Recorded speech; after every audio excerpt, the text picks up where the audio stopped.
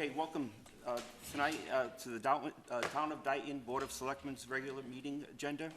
Today is Wednesday, June 14th. The meeting starts at 6:30. It's also a hybrid meeting via Zoom and in person at Old Town Hall, 1111 Somerset Avenue. You can join the meeting.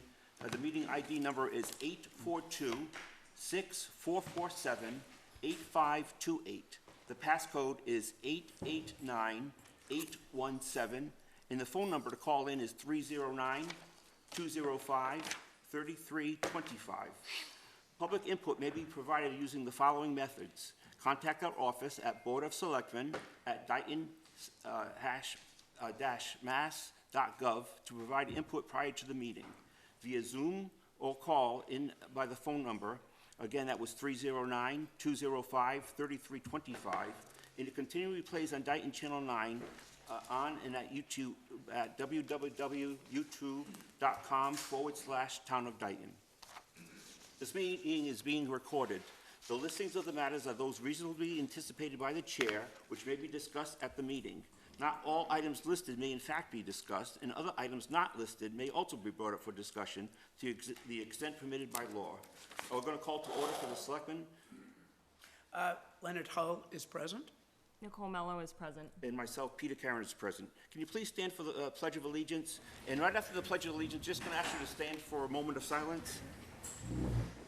I pledge allegiance to the flag of the United States of America and to the republic for which it stands, one nation, under God, indivisible, with liberty and justice for all. We had some citizens pass away. We'd just like to read their names, please. Since our last meeting, the following Dayton residents have passed. Ernesto F. Denise, age 91, of North Dayton, passed away on June 7, 2023. He was the beloved husband of Maria Reese Denise. Peter Kevin Torres, 68, an active lifelong community member of North Dayton, passed away on Saturday, May 20th, 2023. He was the son of the late Francis and Dorothy Blow Torres and the brother of the late Deborah Fredericks. Francis Rose, age 99, of North Dayton, a proud Navy veteran of World War II, passed away on June 4th, 2023 at Marion Manor. He was the beloved son of the late Helen E. Coelho Rose. Dorothy E. Boynton, age 74, passed away on Wednesday, June 7th at her home in North Dayton following a short illness. She was the loving wife of David P. Boynton for 32 years. Also, Robert Clark, born in Belfast, Ireland on June 8, 1935. He was a chemist and held a doctorate degree, and he was married to Sheila. And David Mello, born on August 6, 1963, and he was married to Heidi, and also he died on May 20th. Could we have a moment of silence in memory of these residents?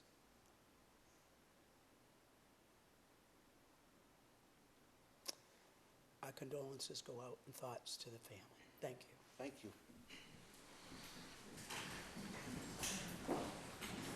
Tonight we have three proclamations that we're going to read, and I have the honor of going first, and I have Charles Mello. How are you, sir? You've had one heck of a career, and it's my pleasure to read the proclamation to you.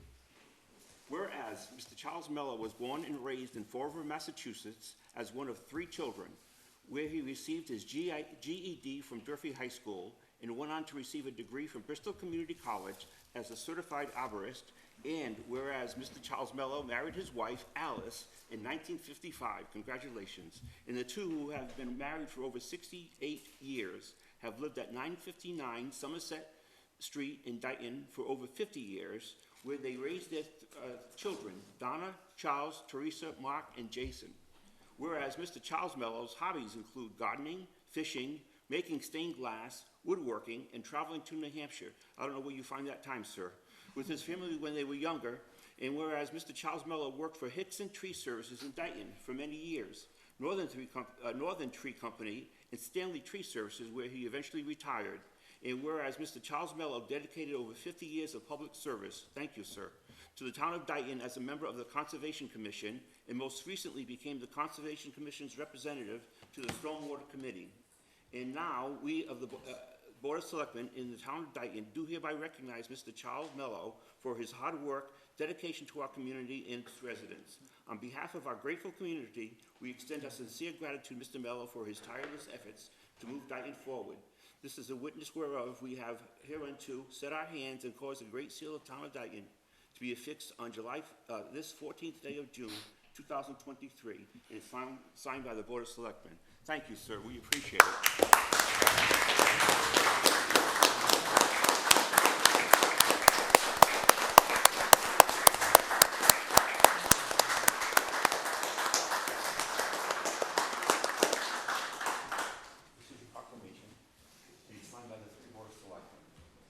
Thank you very much. Thank you.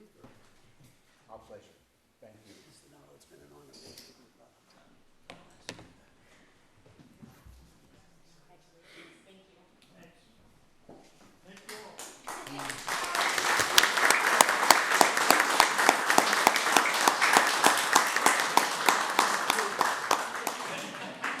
Mr. Digits have anything to say?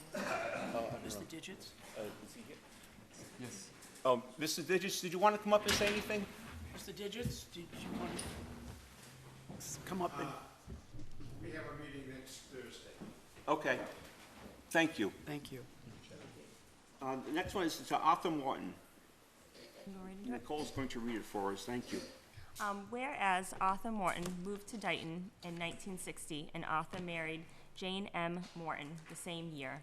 And whereas together Arthur and Jane Morton raised their son Kendall Morton.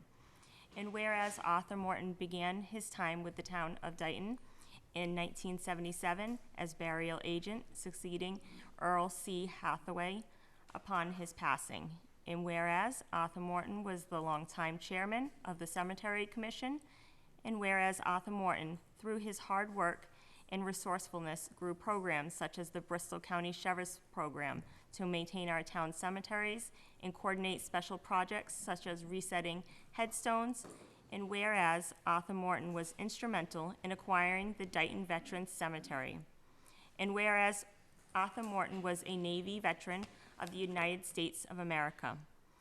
And now we, the Dayton Board of Selectmen, joined by the Dayton Cemetery Commission of the town of Dayton, do hereby recognize and thank Arthur Morton for his more than 47 years of dedication service to the people of Dayton, Massachusetts. In witness whereof we have hereunto set our hands and caused the great seal of the town of Dayton to be affixed on this 14th day of June 23rd. It's my understanding that recently Arthur passed away. Is there anyone here to accept? Sir, I got to give him a round of applause.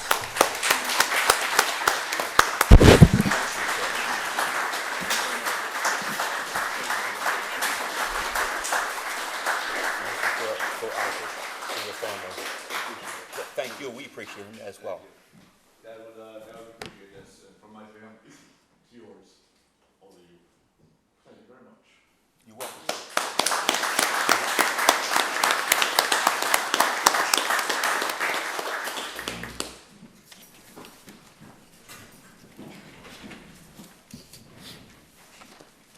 You gonna read Pam? I have before me a certificate of recognition for a long-time dedicated employee to the town of Dayton, and also someone who grew up in the town. Whereas Pamela Waller Tegelin was a longtime resident of the town of Dayton, and whereas Pamela Tegelin is the mother of Lindsay and Ashley, both raised in Dayton, and whereas Pamela Tegelin was appointed to be the town of Dayton's Assistant Town Clerk on November 8th, 1993, by Brenda A. Herbeck, Dayton Town Clerk. And whereas Pamela Tegelin served as an elected official on the Board of Assessors from 2014 to 2019, and whereas Pam Tegelin served on the Dayton Industrial and Development Commission, and whereas Pam Teslin served as the clerical union steward for a number of years, and whereas Pamela Teslin was instrumental in the administration of all functions of the town clerk's office, including recording vital records, election administration, issuing various licenses and permits, performing the oath of office, and record-keeping for nearly 3 decades. And whereas Pam Teslin will retire from the town of Dayton on July 11, 2023. And now we, the Dayton Board of Selectmen of the town of Dayton, joined by the Dayton Town Administrator and Dayton Town Clerk, do hereby recognize and thank Pam Teslin for more than 29 years of dedicated service to the people of Dayton, Massachusetts. In witness whereof we have hereunto set our hands and caused the great seal of the town of Dayton to be affixed on this 14th day of June 2023. The Board of Selectmen of the town of Dayton, Peter D. Karen, Chairman, Nicole L. Mello, Clerk, Leonard E. Hull, Jr., Member. Also, Michael P. Mullen, Jr., Town Administrator, and Mark L. Pacheco, Town Clerk. Is there someone here from Pam's family? Yeah, I believe the town clerk is going to deliver it to Miss Tanklin personally. Thank you. No problem. We're still going to give her a round of applause. Oh, yes, Thank you. absolutely.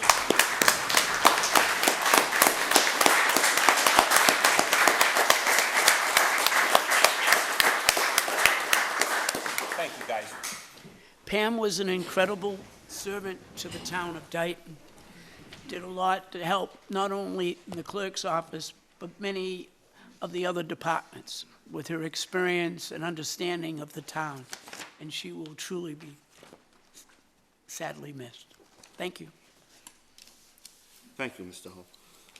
Our next meeting agenda item is to meet with the police chief to appoint 2 part-time dispatchers, but is with our understanding, those 2 part-time dispatchers could not be here, so the Board of Selectmen will not be appointing them this evening. There might be a special town meeting one day next week, but not town meeting, a selectmen's meeting where we can appoint them, but they're not here this evening. Yep. Mr. Chairman, I'd like to make a motion that at this time we table this item. I'll second that. All those in favor? Mr. Hull? Aye? Aye. And Peter Cameron is an aye. Thank you. So we're going to go right into announcements. Mrs. Mello? The Town of Dayton Food Bank distribution will be held next on June 17th, 2023, located at the Town Hall, 979 Somerset Avenue, the lower level. That's it for tonight for announcements. Thank you. Next is the town administrator's report. Yes, thank you, Mr. Chairman. First of all, I just want to really echo the comments that have been made about Pam.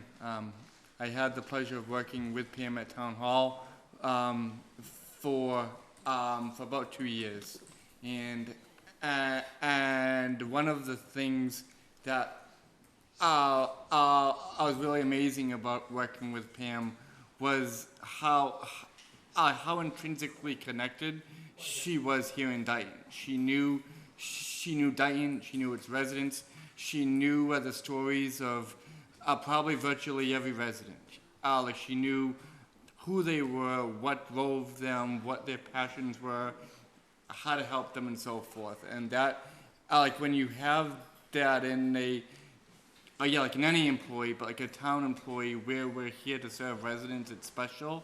And I really just want to recognize that and thank Pam for her many almost 30 years of service to the town.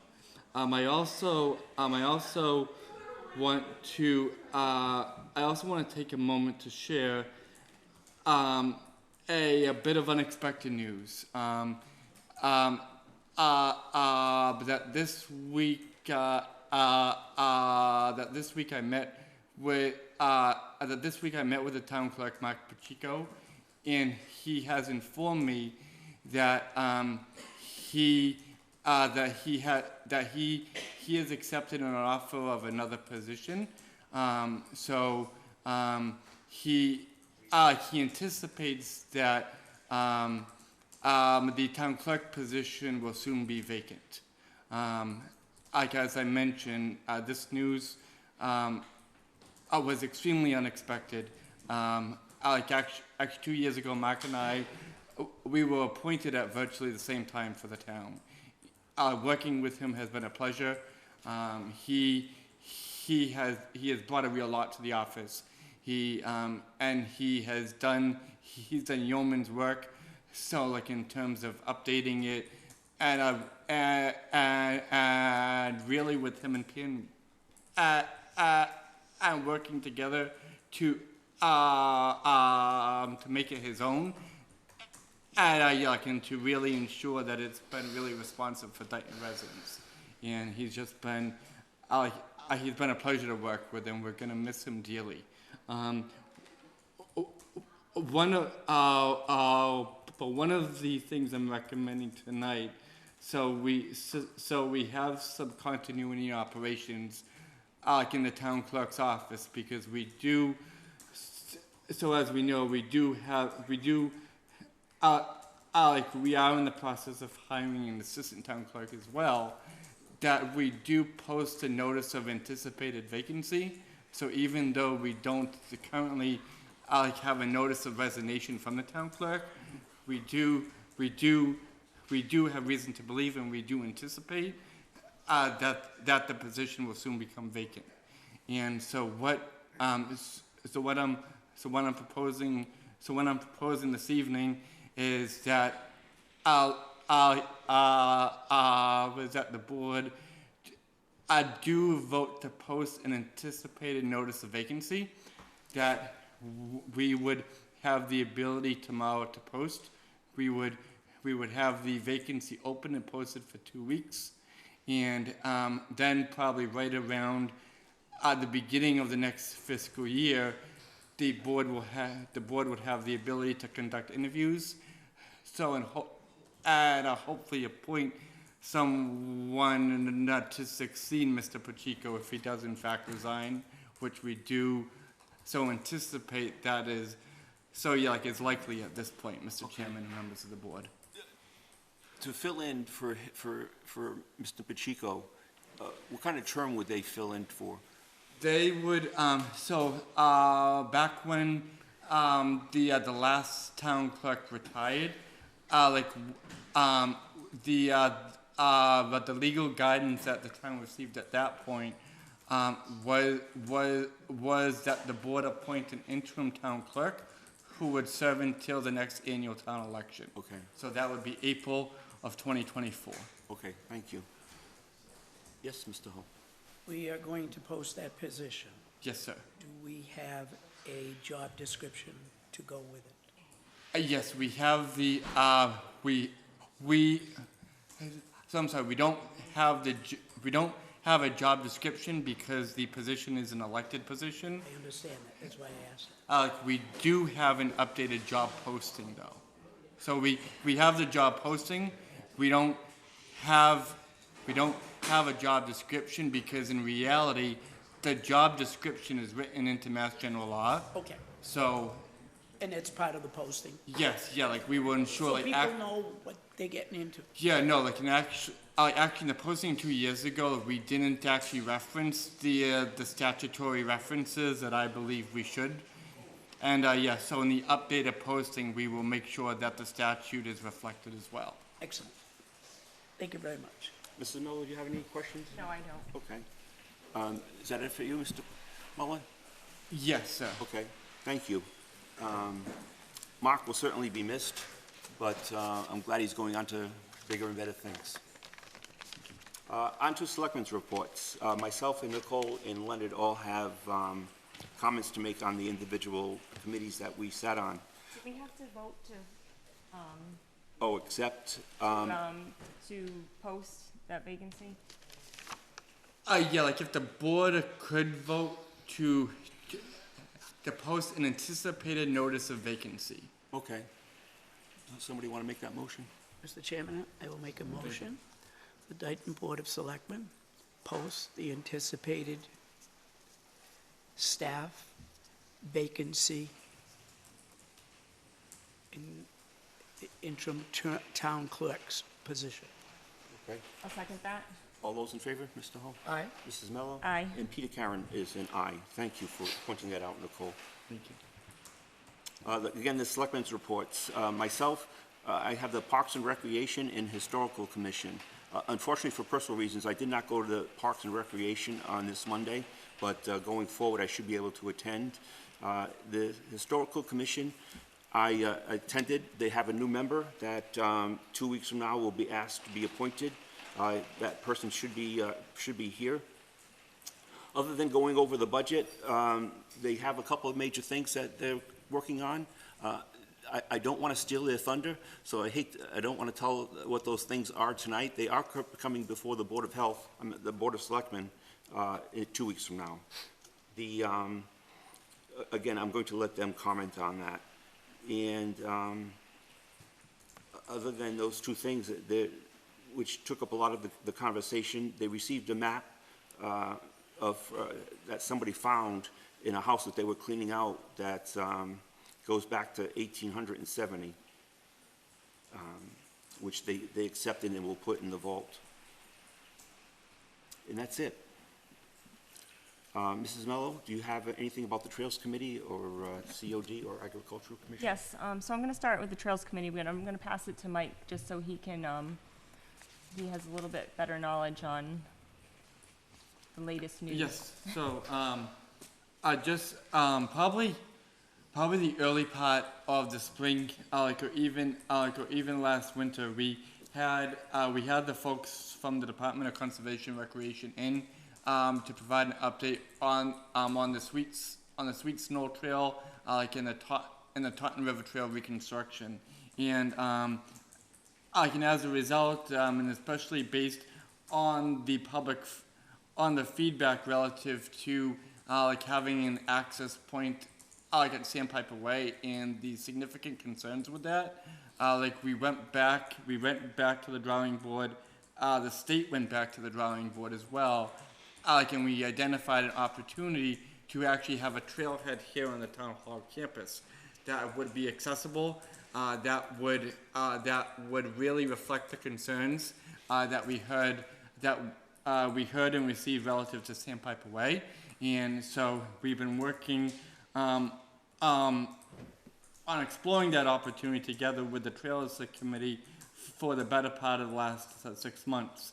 As part of those efforts, in the mid-spring, we applied for a grant, a $74,000 grant that would help with design and engineering. So all of an accessible trailhead here, at the town hall campus.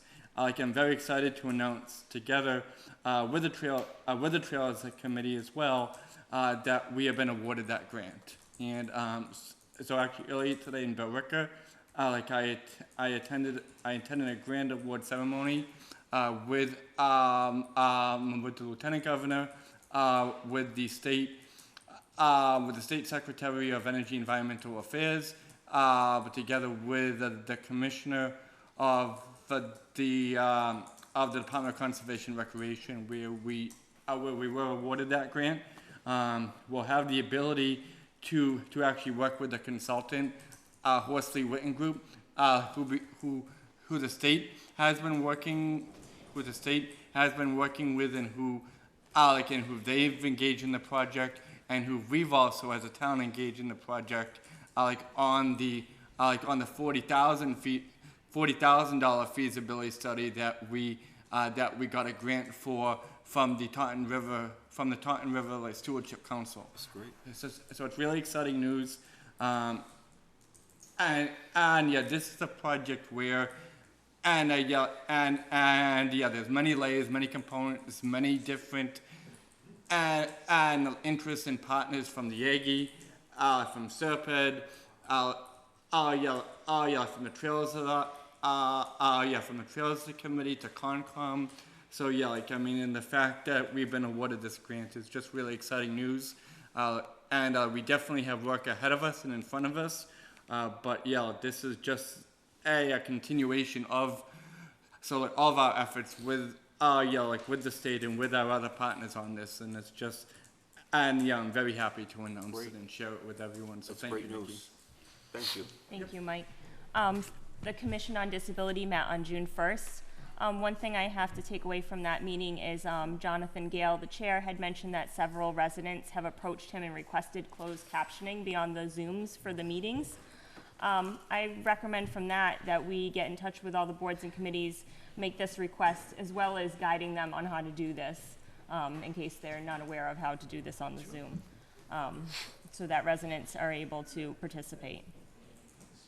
Next, the Agricultural Commission, they met on May 30th.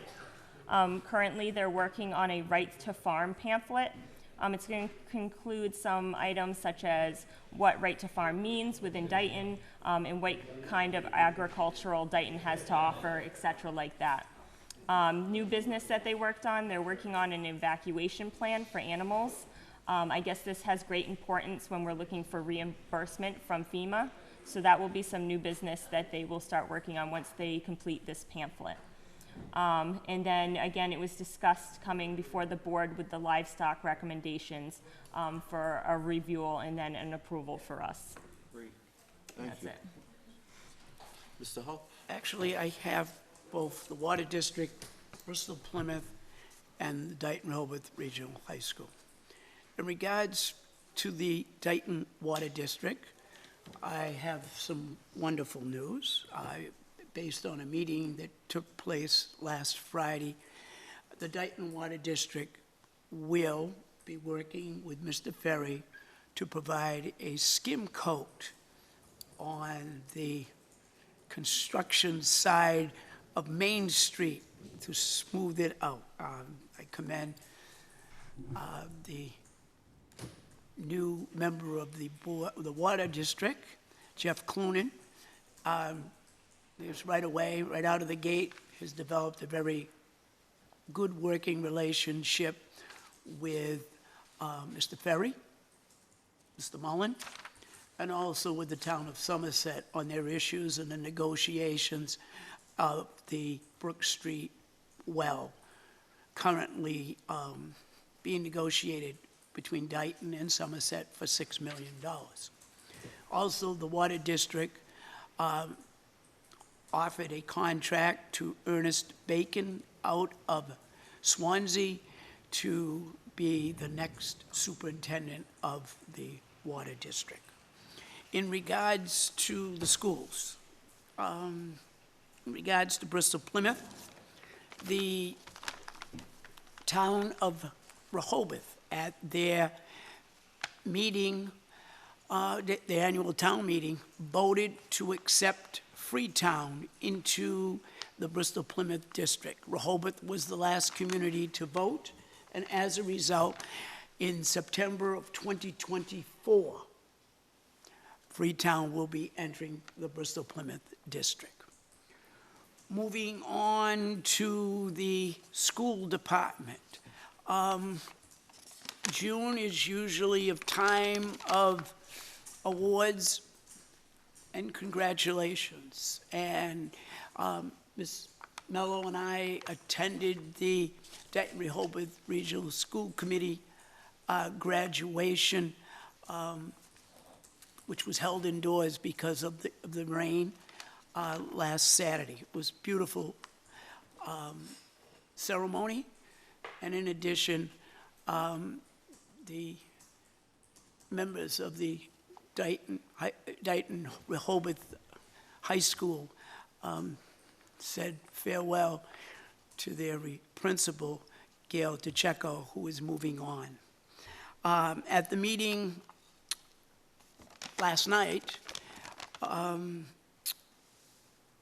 the committee announced that the softball team finished first in the South Coast Conference, and the Unified Track Program finished second in the state. Also, at the meeting, it was announced that Kylie Mira, who is currently a junior, will be was reelected to the Dayton Rehoboth Regional School Committee as the student representative. And right out of the gate last night, she had a list of concerns, building concerns, that she brought forth to the school committee and the superintendent. And the superintendent handled it nicely, and there will be an action plan put in place to address those concerns. The district also appointed Renee Morby as to the combined position of treasurer grant writer for the Dayton Rehoboth Regional District. So she'll be working with Serena and Mr. Mullen closely in developing the budget and through the process, the financial process. Thank you very much. Thank you. I have some questions, if that's okay for Selectman Absolutely. Hall. I have one question about the water district. Did they mention anything, and I don't know if I'm gonna pronounce this right, about the PFAS? It's something in the water. We Okay. were waiting for the state to come down and, Yep. did they mention that? I can talk about that, yes. Right now, it's in the early stages of discussion. Currently, the PFAS limit is 20. The state, under the Healy administration, has originally talked about moving it down to 3 and received cross-wide, both Democrat and Republican, almost every community in the Commonwealth, opposition to 3. So the Healy administration came back with a number of 4. That is unacceptable. I attended the MMA conference when this discussion first came about. All of the communities involved in it, especially the Cape, because they're also up against a nitrogen issue. And one of the biggest concerns is to upgrade your water filtration systems will cost millions of dollars. And the meeting that I attended, Barnstable said it would cost them, between the nitrogen and PFAS, if it was set at 4, $1 billion. So we asked the auditor where the money was going to come to support those cities and towns. And the governor's office hasn't set any money in the budget for that. So the water district is watching it closely. However, we're a long way off from that happening. There will be negotiations by many of the communities, as well as MMA, to come up with a number that is realistic. And also, the auditor's office had promised us, working with the governor, that they would develop and budget a grant program to help communities deal with that. Now, this is an incredible undertaking. And June 30th, the budget for 2024 starts, or July 1. So as you can see, it's not happening next year. They're a long way off. They have a lot of work to do on it. As far as what Dayton is doing, they are talking to their legislators. Pat Haddad is well aware of the concerns, because those are the same concerns in Somerset. And the voice of the communities will be heard. And there'll be negotiations. So we're a long way off from that. I don't want to scare people with gloom and doom, but I honestly believe that the governor's office is well aware of the impact it will have on communities and will work with the communities. I know she did say at the MMA conference that they would be reaching out to the congressional district representatives. And one of the main people in infrastructure and water included is Jake Auchincloss. And the relationship that Dayton has with Jake is proven to be outstanding.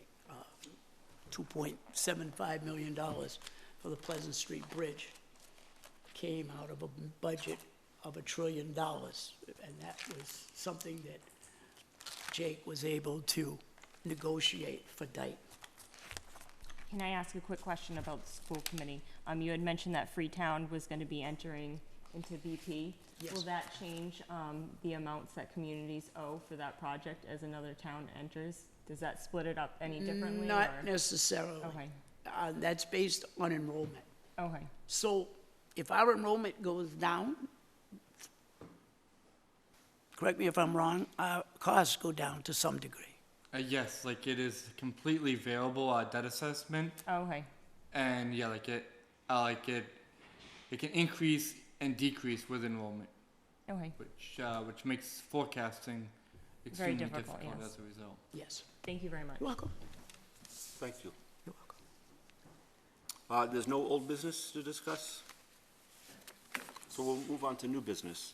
Review, discuss, and act, update on the Sweet Knolls Taunton River Trail Project, which you pretty much just did. Yeah, we all covered that. Thank you, Ms. Mello, for allowing me to join in on your report. Thank you for helping. Then to B, review, discuss, act on proposed fiscal year 23 year-end transfers. Yes, so we do have, I am proposing a total, of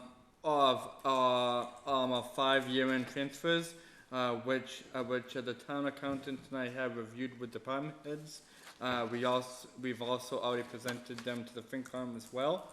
And, I provided an overview, in a summary of each of them, but the 5 required transfers at this point, they relate to the commingled communications billing account.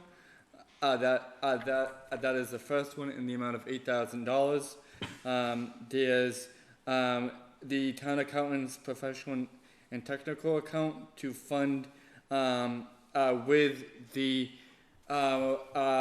this year's and hopefully the last transition we face for a very, very, very long time in the town accountant's office. We did need some staffing help based on the timing of hiring our current town accountant to close out the end of the fiscal year. So we're proposing a $330,000 transfer, which would all be funded within the town accountant's budget.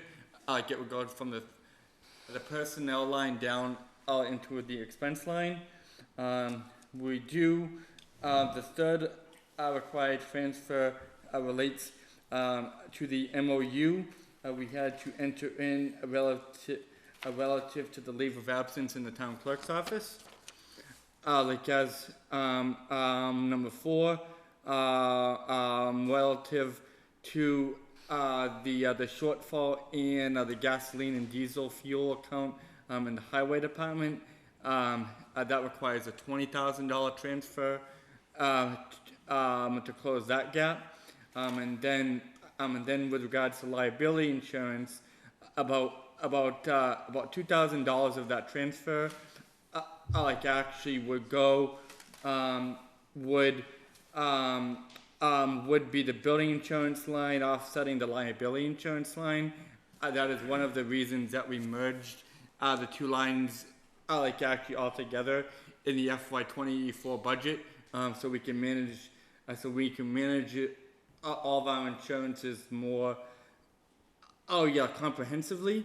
And then we had the last 5 months of our cyber insurance policy that we needed to fund in the amount of $6,000 as well. So going forward into FY24, our cyber insurance policy is funded as part of our operational budget. Where from up until the end of February, that was actually funded as a special warrant article. So if you if anyone has any questions, I'm happy to answer or address any of them. But I would ask for the recommendation of the transfer request to come in 5 individual. To come in 5 individual motions for each of the each of the 5 transfer requests. Okay. So does somebody want to make the motion for Selectmen, account 122? I motion that we accept the FY '24 year-end transfer for the account of 122 Selectmen. Is that enough? I will second that motion. All those in favor, Mrs. Mello? Aye. Mr. Hull? Aye. And Peter Karen is an aye. You want to do accounting as well? I motioned that we accept the FY '23 year-end transfer for the 135 account, which is accounting. Second that motion. All those in favor? Mrs. Mello? Aye. Mr. Hull? Aye. And Peter Karen is an aye. Just to go back to Selectmen, you said fiscal year '24, but I think you meant '23. Oh, yes, I'm sorry. Would That's you, okay. do I need to remotion, or can we just amend that? We don't have to remotion Okay. that, right? No, that just, Okay. yeah, that just is. Town clerk? I motion that we accept the FY '23 year-end transfer for the account of 161 town clerk. I will second that motion. All those in favor? Aye. Aye. And Peter Karen is an aye. I motion that we accept the FY '23 year-end transfer for the account 422 Highway Department. Second. All those in favor? Aye. Aye. And Peter Karen is an aye. And lastly, I motion that we accept the FY '23 year-end transfer for account 945 liability insurance. Is there a Second. All those in favor? Aye. Aye. And Peter Karen is an aye. Thank you. C, review, discuss, act, clarification of Board of Health appointment terms. Yes, so, I'm happy to take that, Mr. Chairman. Actually, 2 years ago now, after in the, at the beginning of the FY '22 appointment process, one of the discussions we had, with the town clerk at the time was, actually, trying to come up with, staggered terms, for different appointed officials. So so especially those who are on a board of committee, so they don't always come up at the same time. Actually, over the last few months in further research, we have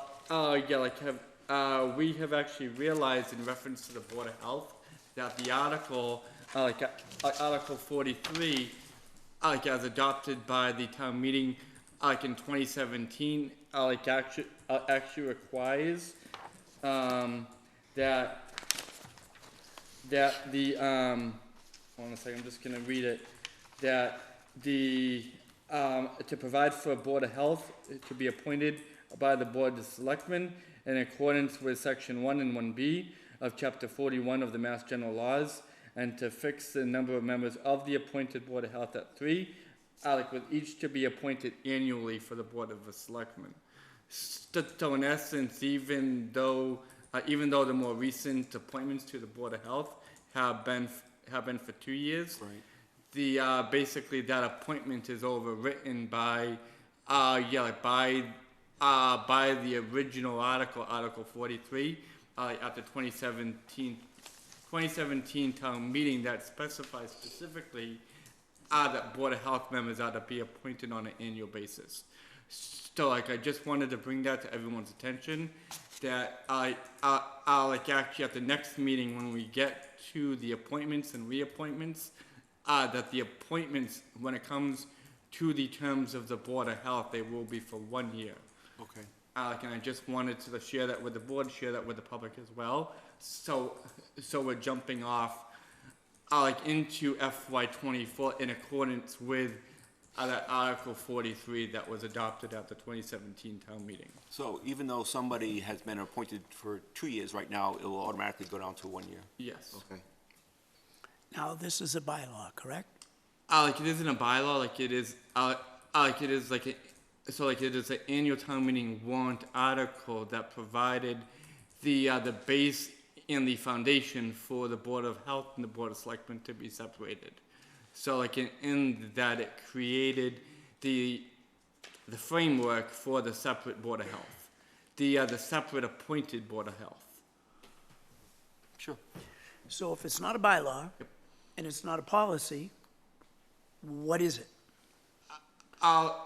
Like Past it's a practice? binding, like it's a binding article that was adopted by the annual town meeting in 2017. So yes, so like it doesn't rise to the same level as a bylaw, but an article adopted at town meeting basically, and in my view, really has the same exact effect as a bylaw. Okay. So in other words, the only way it could be changed would be by vote of the people. By a vote of town meeting, yes. Okay, no, thank you. So we don't need to vote on this? No. Any other discussion on it? Okay, then we'll move on to D. Review, discuss, act, engagements with Freda Scobie in Rutherford. Ferda, Scoble, and Rotafel. And so, like, in what I'm actually recommending after the consultation with town council, is that, is that the board approve an engagement, with Ferda, Scoble, and Rotafel, like a special counsel, relative to the municipal fiber issue. As you know, last year we received a $201,000 grant to run a dedicated municipal fiber line, basically from Lincoln Ave, all the way down to Station 1, in the new library on Main Street. And I included in your packet the license agreements that we as a town have had with National Grid, going back to at least 1953, that states the states, quote, "Your petitioners agree to reserve space for one cross arm at a suitable point on each of the poles for the fire, police, telephone or telegraph signals, telegraph signal wires belonging to the municipality, and used by it, the municipality exclusively for municipal purposes." We've been working, and it has been an exhausting effort over the last 6 to 8 months with National Grid to try to get the access that, it's actually enshrined in the license agreement. National Grid has argued that in order for the town to get access to run the fiber, that we would have to pay at least $10,000 in engineering make-ready costs, and then based on what would be determined in the engineering analysis, that we'd have to pay up to an additional $250,000 to help re-engineer the poles. And whereas if you look at the license agreement, if you look at our license agreement from 1953, in the base agreement, from 1947, that they basically state that the utility has a responsibility to reserve that space for us.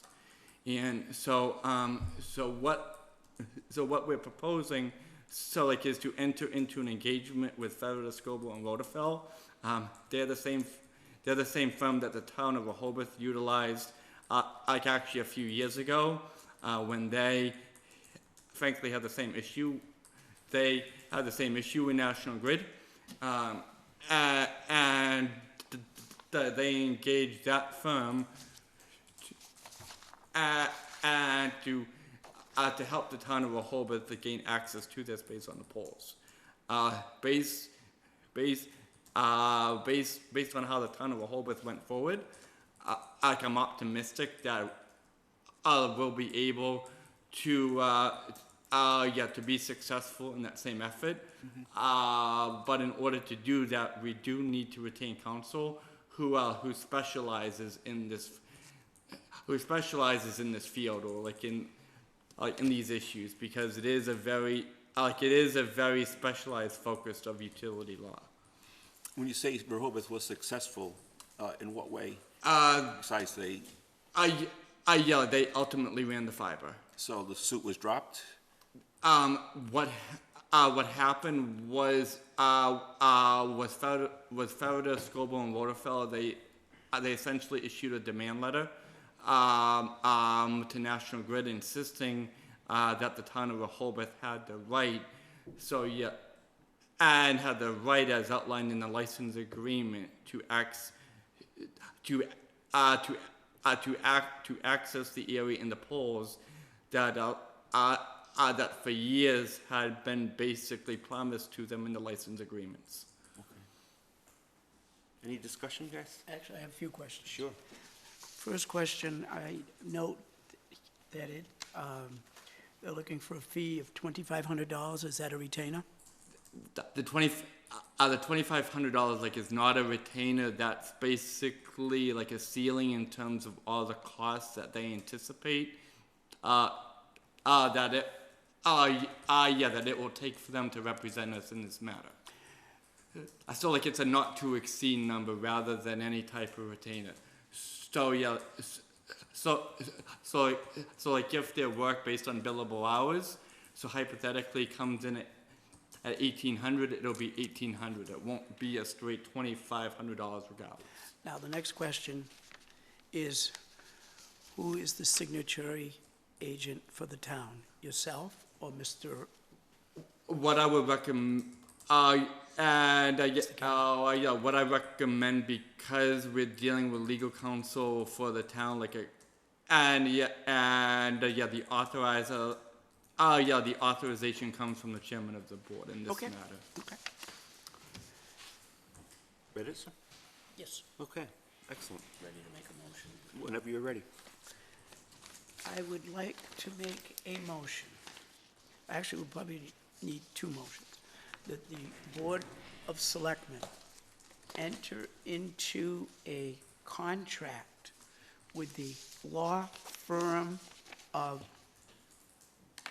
Ferriter, Scobie, and Rotafel to represent us in connection with the dispute with the Massachusetts Electric Company doing business as National Grid for a sum not to exceed $2,500. I'll second that. All those in favor, Mr. Hull, Aye. Mrs. Mello, Aye. and Peter Karen is an aye. I now would like to make a motion to authorize Selectman Chairman Peter Karen to be the signatory agent on behalf of this contract with Ferriter, Scobie, and Rotafel. I second that. All those in favor, Mr. Hull, Aye. Aye. Mrs. Mello, and Peter Karen is an aye. Thank you. E, review, discuss, and act the town clerk procurement contract, bookbinding. Yes. So this contract has been like a long time in the making. Actually, at the last town meeting, the town and the CPC they authorized an appropriation of $50,000 for bookbinding. Like of the town's records that are held in the town clerk's office, and so we over the spring procured it, and we do have a responsible bidder in the name of the Northeast Document Conservation Center out of Andover, and in the amount of $47,500, which would be funded through the CPC appropriation. Any discussion? I was just curious, what was the name of that company again? Northeast? The Northeast Document Conservation Center.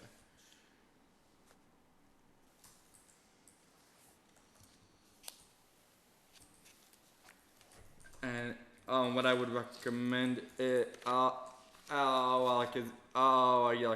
the board authorize me as town administrator to enter into the contract on behalf of the town. Mr. Chairman, Sure. I'd like to make a motion that we authorize Town Administrator Michael Mullen to enter into a contract with Northeast Document Conservation Center for the sum of $47,500. Is there a second? I second that. All those in favor, Mr. Hull? Aye. Mrs. Mello? Aye. And Peter Karen is an aye. It looks like they do quality work. They do Judging really, by the really, pictures really they use. quality work. Yeah. We're very lucky at Yale. They specialize in this type of, like in these projects. I mean, like in these, like in these documents, these books that we need to bind, we need to preserve them. They're our history. So like we're excited about this. Like, and I know the town clerk is as well. Good. Thank you. Thank you. On to F, review, discuss, and act facilities request for the Dayton Rehoboth Regional High School soccer team car wash.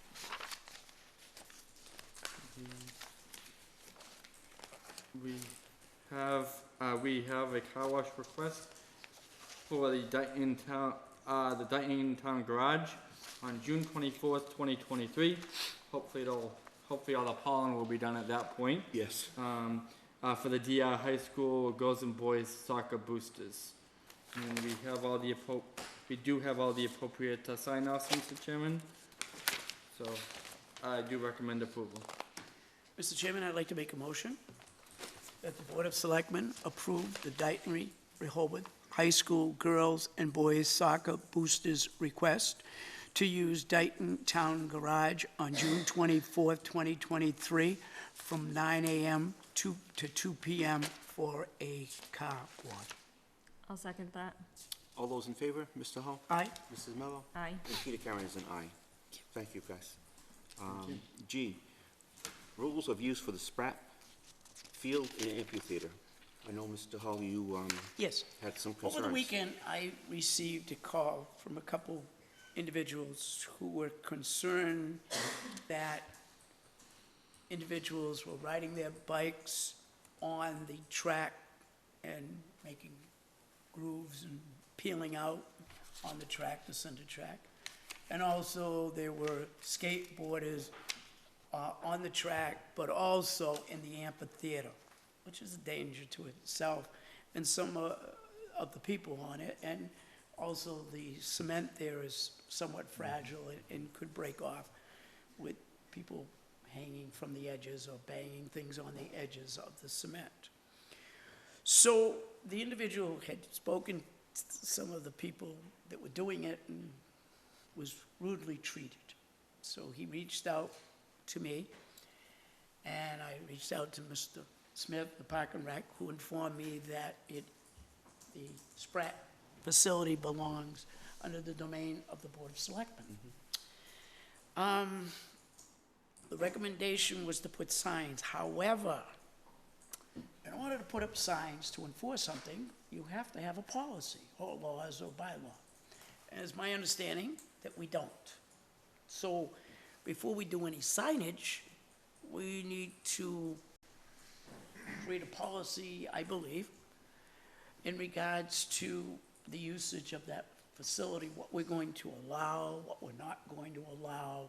Are we going to allow dogs to go on there? Well, it says no pets right now. Okay, so there are no pets. So what are but the sign, see, that's the point. The sign says no pets. Right.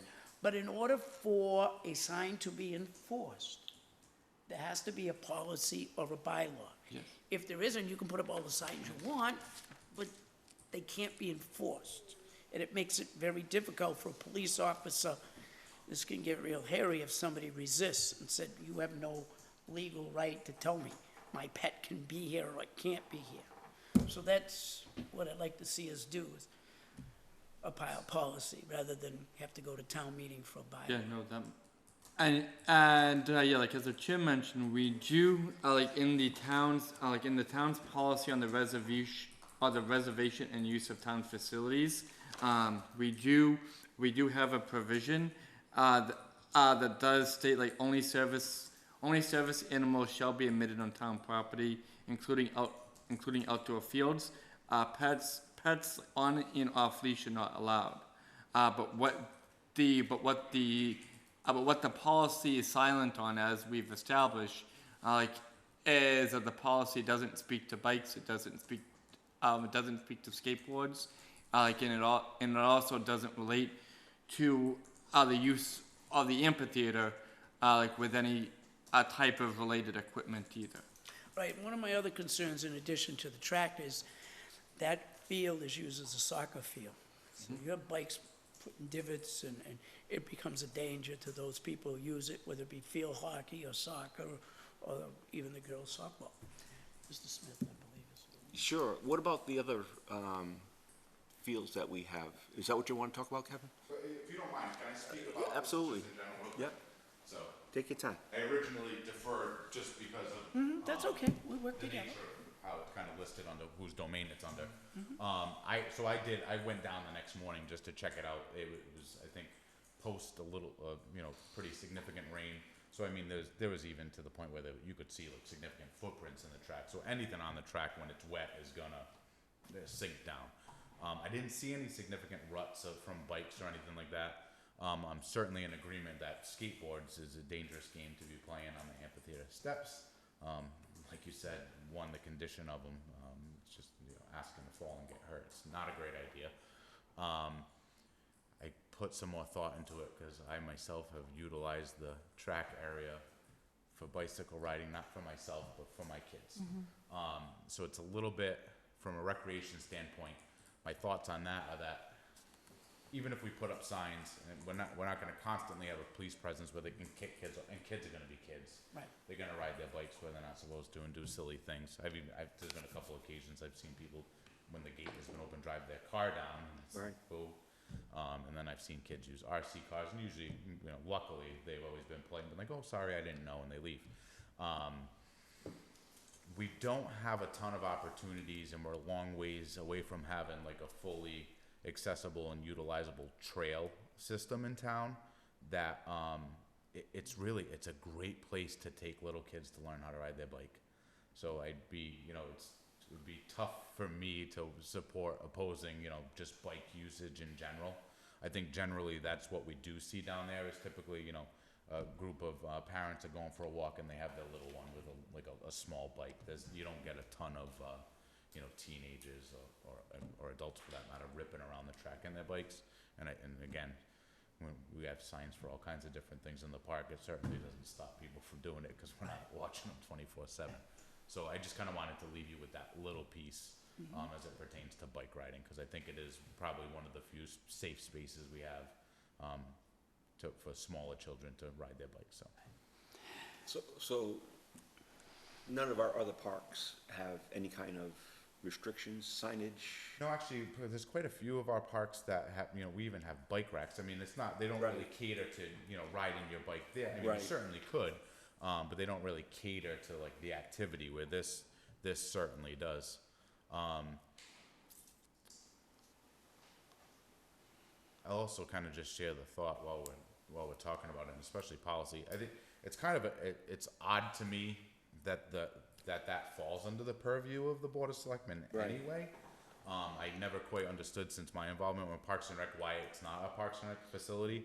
I don't know if we want to have some sort of joint meeting where we have a conversation, because obviously the business you guys are dealing with on a regular basis is far more significant than what we deal with on Parks and Rec. And maybe it's an opportunity for Parks and Rec to be more ambitious in making improvements to it, specifically the amphitheater, which is slowly, falling apart. So I think we either, at the very least, need to have either a collaborative effort or make that piece of property fall under with the exception of obviously some field use with things like cow chip, which is always going to need the Board of Selectmen's input. And Bristol Aggie as well. And Bristol, Bristol. But well, truth be told, I really facilitate most of the field use requests for that, and then I iron it out with typically Leanne. So like I keep the schedule, and we let people know what they can and can't do, or if they need to come to you with a field use request for certain activities, car shows, things of that nature. But I think it's something that would probably benefit the town if just it fell under the overall jurisdiction of Parks and Rec, because we might be able to concentrate a little bit more energy into making improvements there. I think I interrupted you. Were you going to say something else? No, I have no objections there, because I was myself surprised. That's why I called you, because I was surprised it wasn't I don't under think your. not many people know. So, I think the idea of a joint meeting is necessary, simply because Park and Rec can't set policy, that's something the Board of Selectmen does. Okay. But as far as the input, creating the rules, since they're gonna be overseeing it, they should definitely have input. Great. So do we wanna set up a joint meeting? Sure, Nicole, do you have any questions or comments? No, I don't. Okay. And we can talk about a policy and then some Sure. signs. Then the police can do something, depending on what signs we put up, and have a policy to enforce that. I know with, like at North Dayton, the police are very fair about enforcement. It only usually becomes an issue is if they get disrespected. You know, this probably wouldn't even come before us, but the fact that whoever was out there on their bikes and skateboards, they disrespected this man. So now he took it personally, and now he was gonna do something about it. But if they had said, yeah, okay, and then left, that would have been the end of it. Would never heard of it. Right. No, that's totally understandable. And I mean, we do wanna make steps to protect, our properties, and we had an issue on Lane Field where a group of kids, wreaked a little havoc with our merry-go-round. And all you can really do is stuff happens, it's unfortunate, but we ripped the merry-go-round out because they broke it. And then two, we asked the police to roll by there a little bit more often because, and it's funny because one of the police dispatchers lives right next door. It's kind of an awful place to wreak havoc on a park, but now the kids know, and it seems to be much quieter. Yeah. So, it's unfortunate that sometimes it takes an issue to get a little bit more attention. It's odd over here. We don't usually see too many problems because it's high traffic with the Right. exception of the evenings, So, but yeah, I think, I don't wanna speak on behalf of my whole commission, but I'm sure we would be more than happy to have a joint meeting with you all and Sure. and discuss, the future of that and how, we all wanna proceed. We can arrange that. Very good. Great. Thank you. Thank you. So you want to talk of a date now, or you want to wait, Mr. Owen?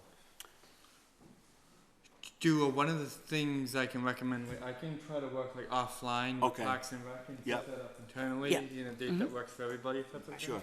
Yeah, cause I can reach out to Rachel and Lindsay, see what they have available, just Okay, find something that's agreeable for all of us. great, thank you, guys. So, we appreciate that. H, review, discuss, and act, open meeting law complaint from Patrick Higgins dated June 6, 2023. So this is like a late addition to our agenda and our materials, Yep. as we know. But we recently, on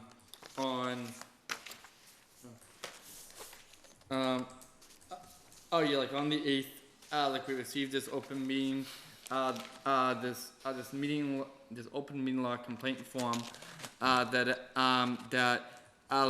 in the description of the alleged violation, it alleges the following, that the Dayton Board of Selectmen violated the open meeting law as follows. They illegally held a joint meeting with the Board of Health to interview candidate for the Board of Health member at a meeting where the agenda did not state the time of the meeting, depriving the general public from the ability to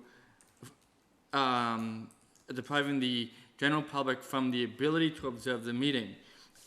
In the section of the complaint form, when it's asked what action do you want the public body to take in response to this complaint, the complainant writes, post a date and time on all meeting agendas going forward. This is when we look at the agenda, there are times on the interviews that both boards had with the applicants for the Board of Health member. The only two things that precede those times is a call to order and the Pledge of Allegiance of the flag.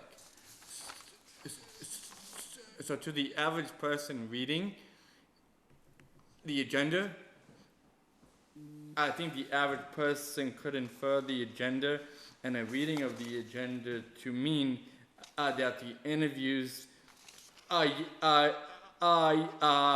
the meeting begins at 6 o'clock, with the first interview at 6 o'clock, followed by another interview at 6:30, followed by another interview at 7, followed by another interview at 7:30. Like, I think, and yeah, the agenda made that pretty clear. Right.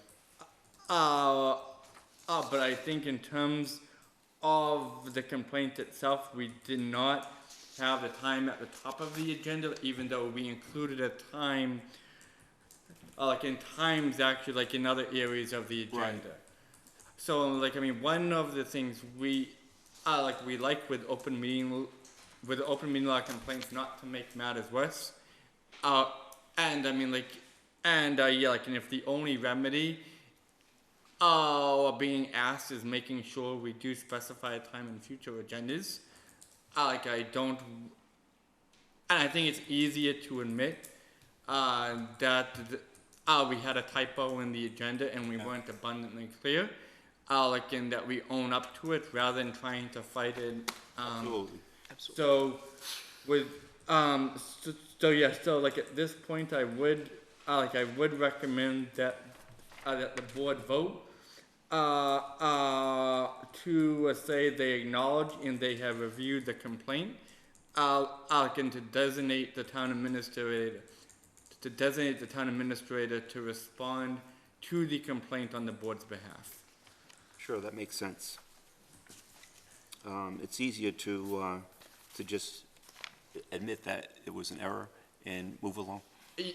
Yes, exactly. And move along. Rather than expending other resources in Right. terms of defending everything with the state. Sure. So is there a motion on the floor?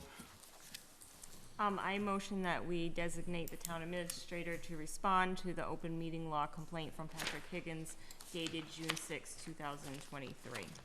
I'll second that motion. Motion's made and seconded. Any discussion? So is there a second? And we have the second. So all those in favor? Mr. Hull? Aye. Mrs. Mello? Aye. And Peter Karen is an aye. Thank you. Next, we have approval of the warrants. I would like to make a motion to approve the warrants for June 1st, 2023. 48A-23, $122,819.41. Warrant Article 48B-23, $77,239.25. Warrant Article 48C-23, $1,421,295.56. Warrant Article 48D-23, $7,194.84. I second that. All those in favor? Aye. Aye. And Peter Karen is an aye. I would like to make a motion for approval of the warrants for June 8th, 2023. 49A-23, $111,814.83. Warrant Article 49B-23, $58,465.84. Warrant Article 49C-23, $25,947.64. I'll second that. We have a motion. We have a second. Then all in favor? Mr. Hull? Aye. Mrs. Mello? Aye. And Peter Karen is an aye. I would like to make a motion for approval of the warrants for June 15th, 2023. 50A-23, $124,971.67. And 50B-23, $218,748.03. Second that. Motion made and seconded. All those in favor? Aye. Aye. And Peter Karen is an aye. Thank you. We have no acknowledgements, right, Mr. Mullin? No, we don't. Okay. We do have some correspondence that we'd like to read tonight, and those are 4 letters that of resignation from the first one, Mr. Charles Mello.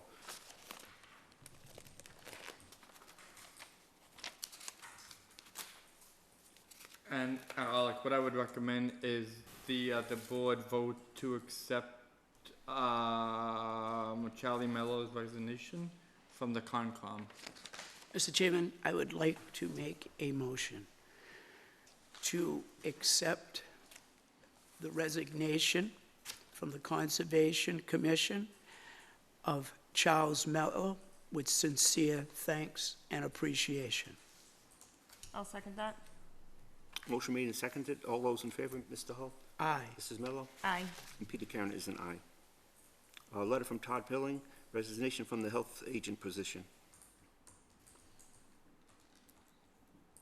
And I Smith, recommend the recommend. acceptance of that with thanks and Okay. gratitude as well. I Your motion. motion that we accept the resignation from the health agent position, Todd Pilling.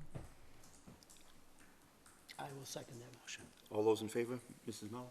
Aye. Peter Karen is an aye. Mr. Hull? Aye. From Kevin Smith, from Open Space Committee and Commission on Disability. I motion that we accept the resignation from Open Space Committee and Commission on Disability from Kevin Smith. The motion seconded. Mr. Chairman, Mr. Smith is a very valuable member of Open Space and Commission on Disability. I respectfully ask that he reconsider his recommendation, his resignation letter. Mr. Smith, would you like to comment? I'm sorry? I would not like to reconsider at this time, maybe at a future date. Is there a seconded then on her motion? No? Stepping down as chairman, I will make that, second that motion. All those in favor? Aye. Peter Karen is an aye. I'll abstain. Okay, thank you. Letter from Andrew Horton, resigning from the Fire Station Building Committee. I motion that we accept the resignation from Andrew Horton from the Fire Station Building Committee. In regards to that before, I'll second it, but under discussion, it should be noted that he needed to resign from the Fire Station Building Committee because he was appointed to FinCom and cannot serve on that committee by regulation. It'd be a conflict of interest, especially where the building committee is going to be looking for money. Do we have a date on that building committee meeting? Tomorrow night, I believe. Tomorrow night? Yes. So we have a motion, and is it going to be a second? I second I it. second. Oh, I made a motion. yeah. I'll second. All those in favor, Mrs. Mello? Aye. Mr. Hull? Aye. And Peter Karen is an aye. Thank you. Then minutes, approval of the Board of Selectmen's regular meeting minutes from May 24th, 2023. I motion that we approve the Board of Selectmen regular meeting minutes of May 24th, 2023. I'll second it. All those in favor, Mrs. Mello? Aye. Mr. Hull? Aye. And Peter Karen is an aye. Then we go on to public input. Is there any public input this evening? Mr. Smith? Oh, sorry, Nancy.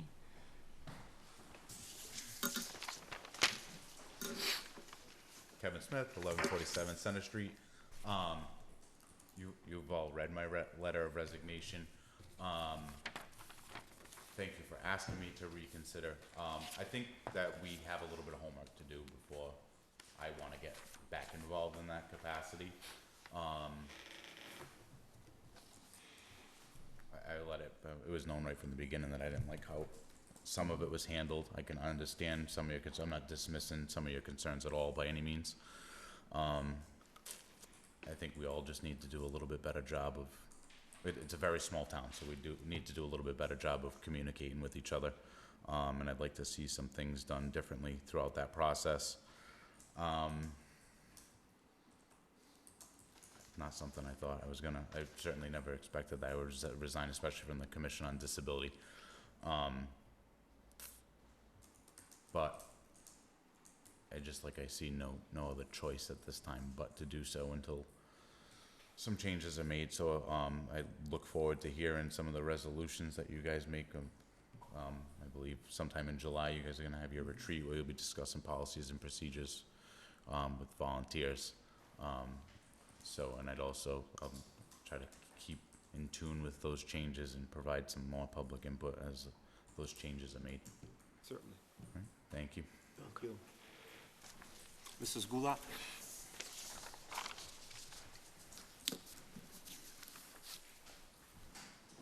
I'm here to make my annual plea. First weekend in August is the PMC Jimmy Fun Bike Ride.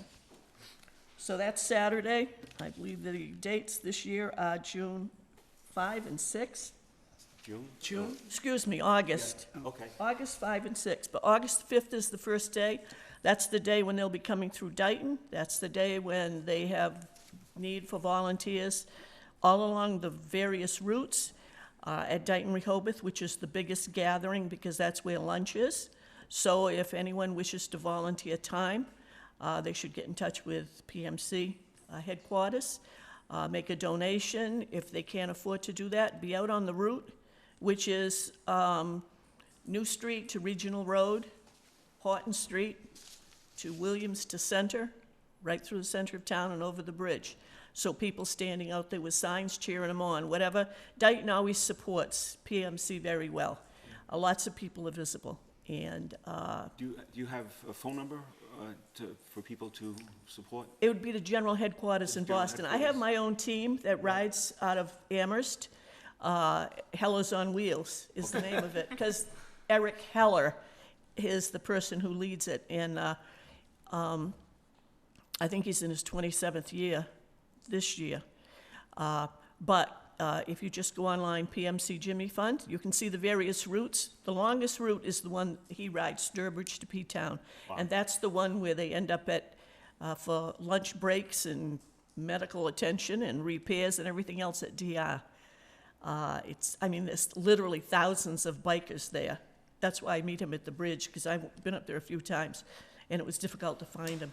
But anyhow, August the 5th is the date. Today's Flag Day, so happy Flag Day, America, and everybody in Dayton. You were talking about PFAs, and we talked about that at the MMA meeting today, so I'll just give you a quick update. But before I get to that, the problems with skateboards and riding the cement caps include rollerblades. Other problems have been motorized bikes on the field, unauthorized motor vehicles. And I can tell you skateboards and rollerblades in no time will wreck that. All of the capped brickwork at St. Nicholas Church had to be replaced because of damage from skateboarders and rollerblades, because the kids get up on it and they jump and it was so bad that they not only ruined the concrete caps, but they actually had loosened brickwork, and it was quite expensive to hire a mason to come back, rebuild the brick walls, and recap those. So when I heard about them being out here, that's an expensive proposition, and these are old walls and old caps, so certainly there's got to be something done to prevent that. I know up there they put signs up. Obviously, it's private property, so I know the rules for public property are a little different. PFAs. So the meeting today, a quick update. One of the things that's really holding up determining what to do about the PFAs and the levels. First of all, the last time I checked, Dayton's okay. We're not near the EPA number. The EPA number is a tough number, and it's parts per trillion. And there is a discrepancy between what the DEP feels is a number and what the EPA feels is a number. And so, as in the case with most governmental agencies, they'll have to work it out. I can tell you the town of Mansfield, which is relatively close, has spent a lot of money cleaning up their water supply because the level in their water supply needed treatment. So that's the only one I know of that's, I'll say, in this general area that is actively spending money. I think the last time I heard it was over $1 million. You say Mansfield? Mansfield, yes. A member of the Board of Selectmen, or Select Board in Mansfield, is on the same committee as I am, but there's been articles in the newspaper about it.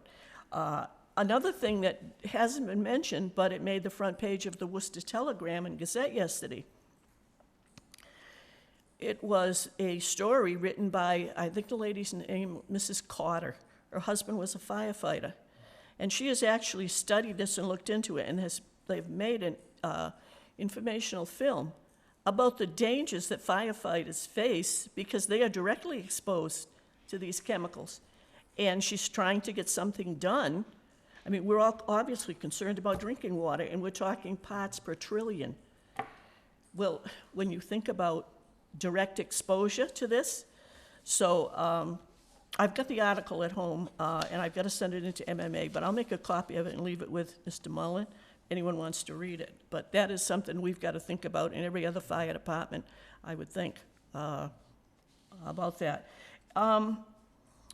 The presentation we had on PFAs, and I'll just do this real quickly. DEP anticipates 149 public water systems will exceed the draft EPA MCL if approved.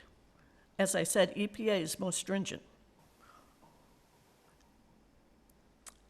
49 public water systems are currently over the Mass DEP limit. A total of 198 public water systems across Massachusetts would exceed the draft EPA limit. So, as I told you, EPA is more stringent. But these are just some numbers that they've been able to determine across the state by doing sampling. EPA anticipates rule finalization by the end of 2023, early 24, so that's the calendar year. Draft proposal includes a 3-year implementation period to allow communities to get in compliance with the new rules. Comments on EPA rules are due May 31st, 2023, which has gone by. EPA indicated the date will not be extended. Grants are available to assist communities to address PFAS issues. So I believe That's Mansfield. federal grants, Yeah, not state. no. So I think, first of all, as I said, they don't agree on the parts. And they all understand how expensive it's going to be. So I think that we're going to see, there'll have to be grant money from both federal and state. Nobody can afford to do this. As you pointed out on the Cape, you're talking Barnstable County. I mean, that's a lot. But anyhow, that was part of a presentation that was made at last month's meeting. The other thing I wanted to mention, personally, I would like to thank both Charlie Mello and Todd Pilling, because they also served on the Stormwater Committee, and they were representatives of the actual boards that they sat on, or in Todd's case, as being the health agent. So they will be certainly missed. And we will be looking for, hopefully, replacements.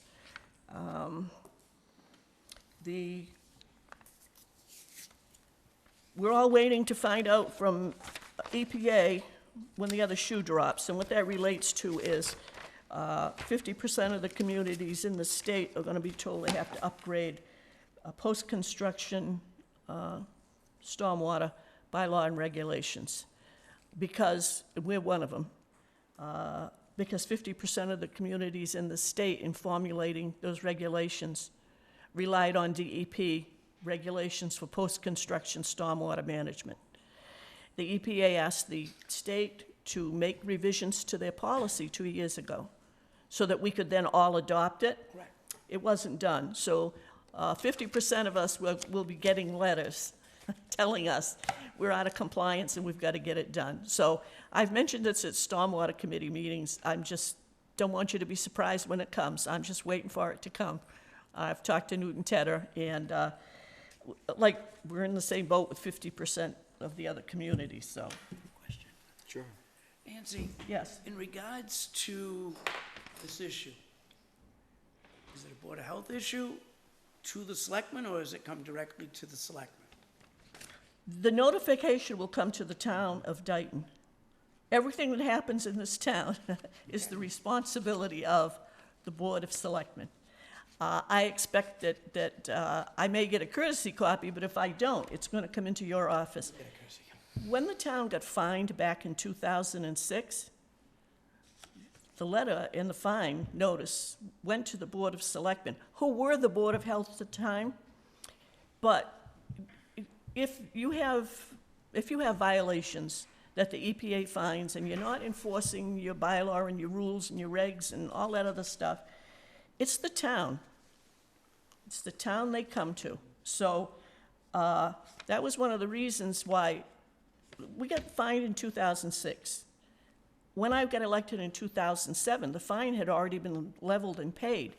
But nobody could tell me why we got fined. And it took me a while to find out. But that's why I took the project on, okay?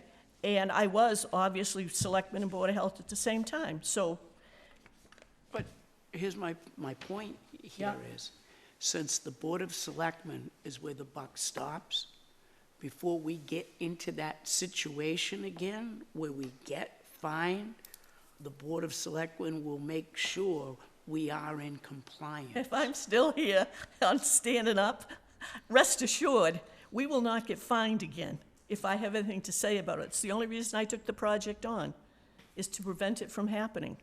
So, and the reason it happened was because the Board of Selectmen had hired an engineering firm to take care of all of the stormwater stuff. They filed the MS4s and everything else.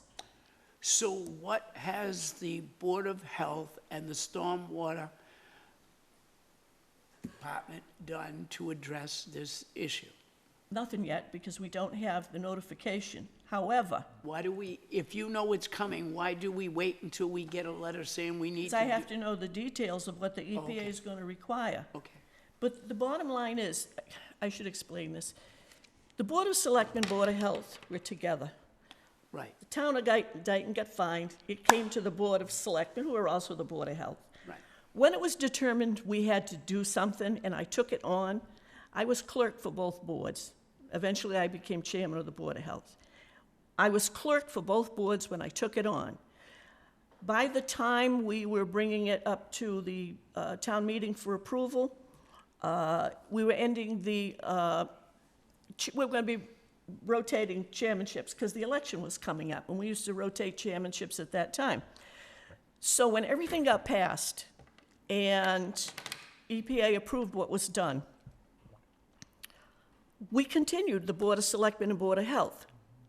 It was when the Board of Selectmen and Board of Health, it was decided, send this to the townspeople and ask them to split the boards. That happened, okay? Now, it was made a subcommittee of the Board of Health because it was formulated, agree with me, when I was the Board of Health. That was my job, to get that done. Okay. The other two selectmen, I would run it by them, but we kind of split the work up. We didn't have a town administrator. We only had one person in the office. And so we each took tasks, and I was already doing the Berkeley-Dighton Bridge, and I took stormwater. So when it came time, Mr. Pyers, who was one of the selectmen who worked with me when I did all that, he became chairman of the Board of Health. So it just carried over with him, okay? And the provisions in that original regs bylaw talked about responsibilities of the planning board and the Conservation Commission. The Board of Selectmen, Board of Health only got involved if it was a small project. I remember one house lot that was in excess of 35,000 square feet. It was on one of the highest parts of town. There were drainage problems and everything else. And the selectmen got involved and had to deal with that from a stormwater perspective, but it was taken care of. By the time 2015 came around, when I came back to the board, there were problems with previous developments where stormwater rules and regs had not been enforced, and we had very unhappy residents from those developments. That's when the Board of Selectmen decided it's time to form a stormwater committee. And that's why the job titles that were picked cover all the major boards. They made it a subcommittee of the Board of Health, but quite frankly, we don't report to the Board of Health per se. We act independently simply because if anything comes up from the EPA, it's not going to go to the Board of Health. It's coming to the Board of Selectmen, all right? So anyhow, that's how it kind of all evolved.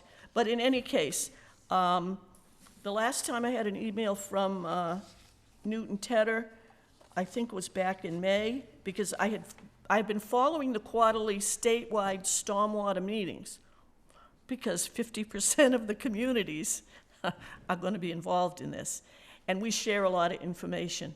So that's how I've been following it, so. Now, did he give you any inkling as to what Dayton's issues are, or do you know what some of Dayton's issues are? What I know is when I get the details, which all of us who are on that list get, we'll know what to do as far as how to amend, improve, edit, change, pick a word, our post-construction runoff regulations to meet the requirements of the EPA. Okay? Okay. So I'm not concerned that they're gonna come through the door with fines. No, there's too many of us, number one. My Number concern two, is they're gonna come through with a major list, a major work project that we're gonna have manpower issues dealing with. in all honesty, as I said, if I'm still standing upright at the time, I expect to be able to handle it. Okay, Did it before when I had nothing. okay. I got the contacts, I know the people, I know who to ask. And we're all gonna be doing it together. I mean, the statewide coalition meets quarterly. We're all gonna be talking about it. There's so many of us who relied on DEP for those regs. I don't believe EPA is going to whack all of us with fines. They're gonna tell us we have to do it. They're gonna give us a time period to do it in. And as long as you do that, you're gonna be okay. The only reason Dayton got in trouble way back when they had an engineering firm submitting the MS4, their notice of intent said they would develop an education program. You know, that's like what I do with the give outs, the things we give away with messages in the booklet in the programs. The response that was put into the MS4 repeatedly to the EPA was, we don't have the time, the money, or the manpower to do it. Well, how many times are you going to send that to them before they say, really? And you get whacked. And so, as I said to you, We ignored it. that isn't going to happen. Thank you. We're not going to ignore it. And whatever I get, I'll share with you and Mr. Mullen. I'm not worried, scared about it, about the same time with the new MS4 templates coming out. I'm more concerned in seeing what changes they made, because then I have to work with Tommy, and I would have worked with Todd, to say, okay, guys, they got one little change here, what do we got to do here? But I'm confident we can do it, but and I've mentioned this at stormwater meetings, but I'm not sounding the alarm. I'm confident we can handle it, Okay. all right? Thank you. You're welcome. Mr. Chairman, unless there's Is there anybody else that wants to be heard? Anybody online, No. on Zoom? Okay. Before we adjourn, we mentioned the name Todd. When we accepted resignations, we did not say what we were going to do about those vacancies. In the issue of Fire Building Committee, there had been a vote.